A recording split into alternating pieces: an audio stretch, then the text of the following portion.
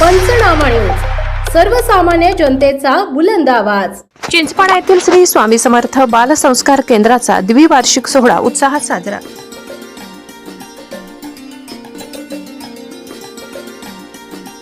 चिमुकल्यांच्या हस्ते भरतभाऊ गावित यांचा सत्कार। संस्कारांची नवी पिढी घडविणारे बालसंस्कार केंद्र।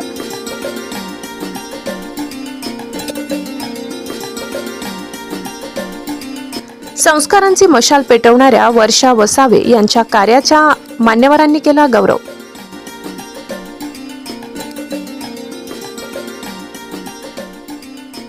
नवापूर तालुक्यातील चिंचपाडा येथील ग्रामीण आदिवासी भागात कार्यरत असलेल्या प्रसिद्ध श्री स्वामी समर्थ बालसंस्कार केंद्राने आपल्या स्थापनेची 2 यशस्वी वर्ष पूर्ण केली।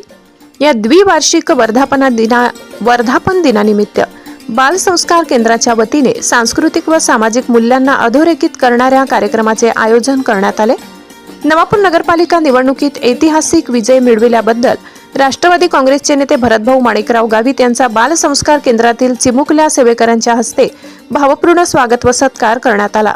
या प्रसंगी भरतभाऊ गावित यांच्या हस्ते श्री स्वामी समर्थ महाराजांची आरती करण्यात आली। कार्यक्रमात बालसंस्कार केंद्रातील विद्यार्थ्यांनी मोठ्यांचा आदर, सन्मान व सत्कार कसा करावा याचे प्रात्यक्षिक सादर केले। वर्षा वसावे यांनी हे प्रात्यक्षिक प्रभावीपणे करून दाखवले। विशेष म्हणजे बालसंस्कार केंद्रातील चिमुकल्यांच्या हस्ते पहिल्यांदाच लोकप्रतिनिधींचा सत्कार करण्यात आला। ही बाब सर्वांसाठी भावनिक व प्रेरणादायी ठरली।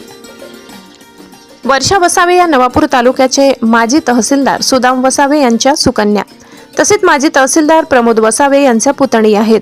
गेल्या 2 वर्षांपासून त्या नोकरी व्यवसाय सांभाळत चिंचपाडा या आदिवासी ग्रामीण भागात मोठ्या जिद्दीने श्री स्वामी समर्थ बालसंस्कार केंद्र यशस्वीपणे चालवित आहेत। यावेळी बोलताना भरतभाऊ गावित यांनी सांगितले की वर्षा वसावे या लहानपणापासूनच सक्रिय असून समाज उपयोगी कार्यात नेहमी पुढे असतात।